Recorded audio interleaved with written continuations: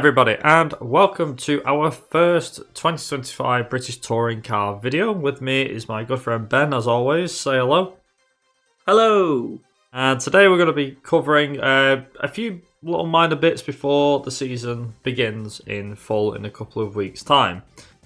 So, over the off-season, we have had a fair bit of news, but this is going to be kind of like a bit of a summary regarding rule changes and the calendar. The driver market we'll get into a lot closer to the season opener.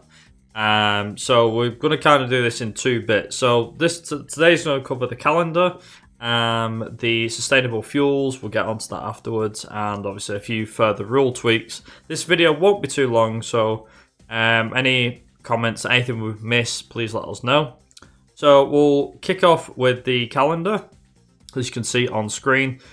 So we run through Donington National, Brands Hatch Indy, Snetterton, Thruxton, Alton Park, Croft, Knockhill, back at Donington Park in late August for the Grand Prix circuit, Stillstone National, and of course Brands Hatch once again with the Grand Prix layout on the 4th and 5th of October. The calendar basically runs the same as the 2024 calendar did, with a few little tweaks obviously on the dates, of course, because the dates move.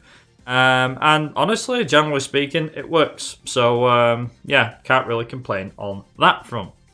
So, first main bit of news that came post the 2024 season into the start of 2025 was an update to the regulations. Most notably, the hybrid program has now officially come to an end. So from 2025, cars are going to have no hybrid power at all, but they are going to have a power boost output, which is going to be the same as it was in 2024. However, they have an additional power surge coming solely via the turbo boost. The cars are also going to be some 55 kilos lighter, and as a result, they should be more fast around corners, more nimble to drive, and should be an interesting one all around. The turbo boost itself, it's going to actually see a tweak where the notifications of it being deployed is going to be removed from the timing screens because, according to Token themselves, they felt like it gave teams and drivers immediate information to try to counteract its use. So, as a result, it means that the public will know and the drivers and teams won't know, essentially. Information on the boost deployment, this is again straight from BTCC themselves, will still be available to fans via the LED lights on the side windows of each car, as well as on ITV's live television graphics, albeit with the usual few seconds of delay. But the instantaneous information via the timing screens will no longer be available to the teams. The other thing is as well, we mentioned sustainable fuel, so Unlimited Motorsport, which Darryl DeLeon drove for yet last year. We're using the 100% fossil-free fuels to run their cars. We didn't see any problem with their cars. Didn't really see much of an advantage, if anything. But yeah, all of the teams will be on this 100% fossil-free fuel. It is called the HiPerFlow Eco 102 R100, and is specifically engineered to maximise performance, compatibility, and sustainability. And it is, of course, it conforms to the highest FIA and ISCC compliances. Furthermore, carrying on with the rule tweaks, so we have, speaking of like engines and things like that, there is a 2-year engine freeze which is going to come into effect from the 1st of April, so that you won't be able to develop the engine at all for the rest of the season for 2025 and also the 2026 season. This is to save cost for the teams over the next 2 years. The Goodyear tyre options, short and sweet, it'll still be mandatory for the 3 overall podium finishes in race 1 to run the hardest Goodyear tyre compound available in race 2, as opposed to the previous top 10 finishers which they used in 2024. The only exception, of course, being Thruxton due to its high-speed nature and abrasive track surface. The safety car procedure. Now, this saw a bit of a shake-up, but basically, they want to ensure a smoother, closer, and safer restart behind the safety car. So when the safety car lights are turned off, all cars have to cease weaving, braking, and or accelerating, staying no more than 2 car lengths from the car ahead of them.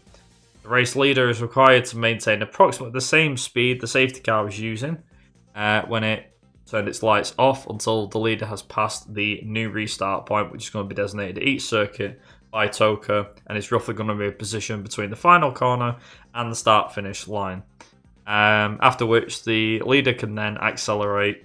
So whoever's leading, accelerate up to normal racing speed. All cars, of course, must maintain their positions with no overtaking or overlapping until they pass the green flag at the control line.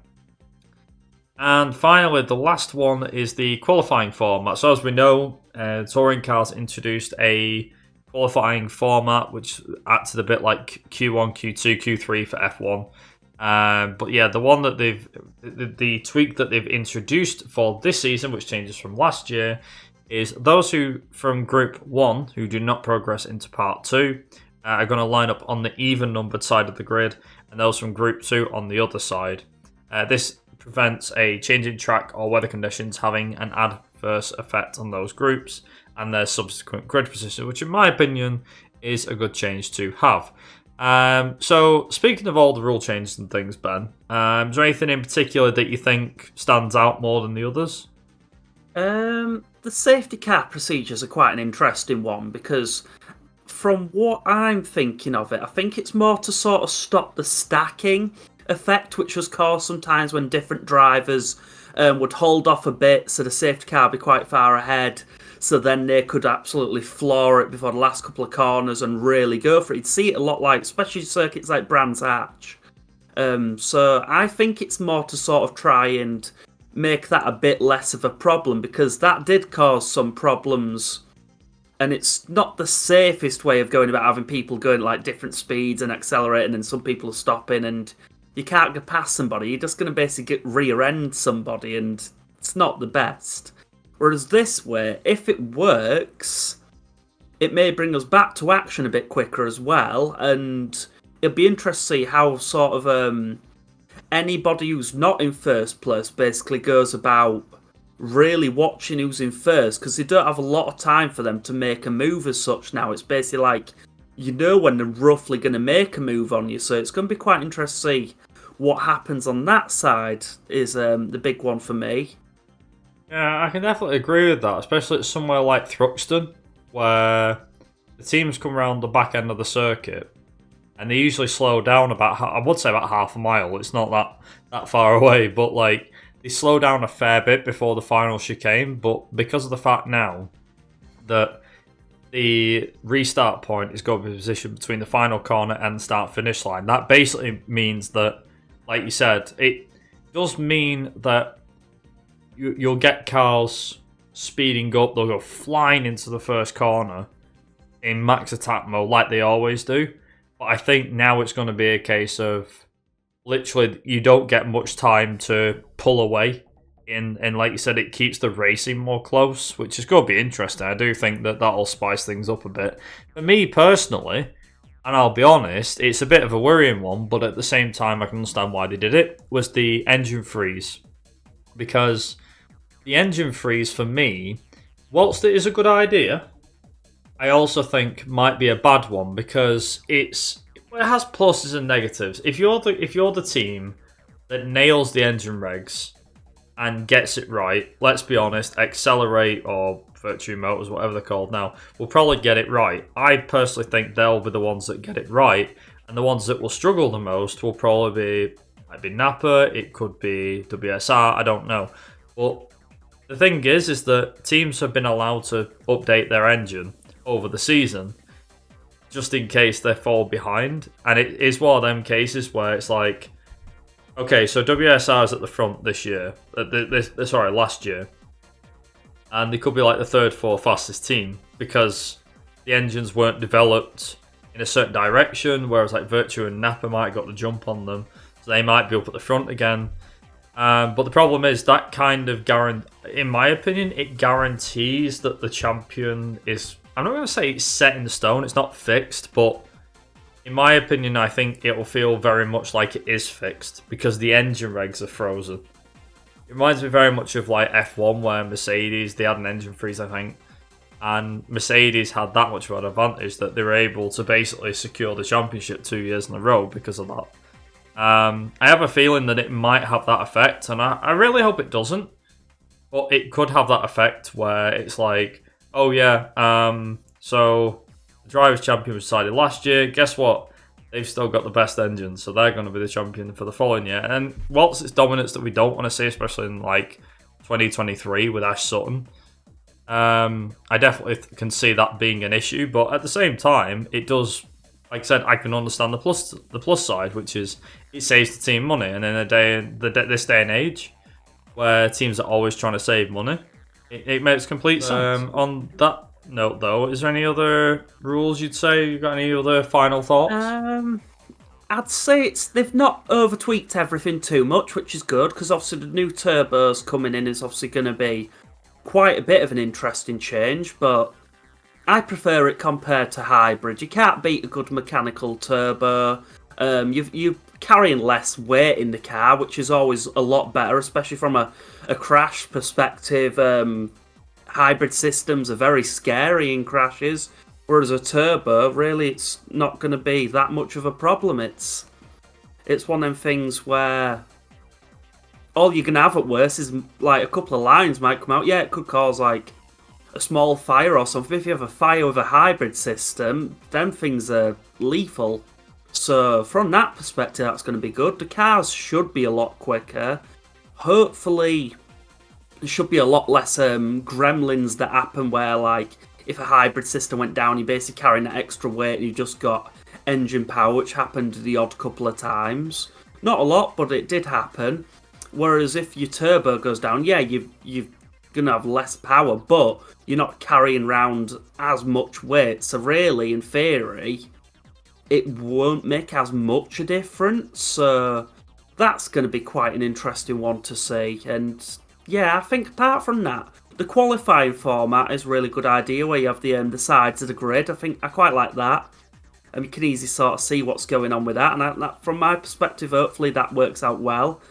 But yeah, I wouldn't sort of over-tweak too much, just enough to keep it different going into the next year, and hopefully it's going to be an interesting one to see this year. Yeah, there is actually one quick question as well, and this is food for thought for everybody watching.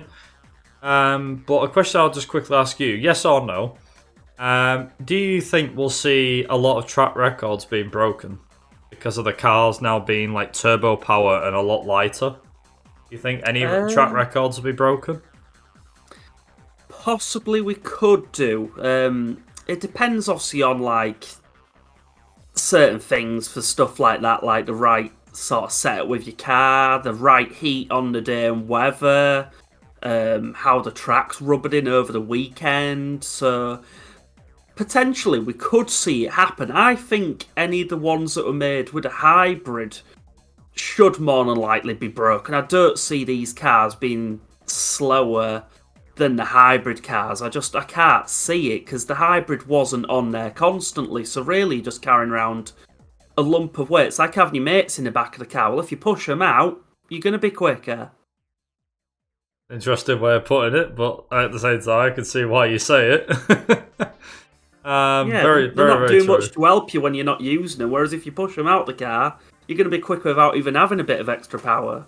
Yeah, that's true. That's true. But yeah, that's the question that I'll leave everybody else with. Like I said, I've asked Ben the question. He seems to think yes, but at the same time, just be aware of what it could do with the racing. The racing is the main bit here, rather than lap time. But let us know down in the comments what you think of the rule changes. Is there anything that you could see being a bad idea or a good idea? Let us know. And to give the same question I give Ben, do you think we'll see track records, lap records being broken every weekend, or will it be a case of some will stay there? Let us know.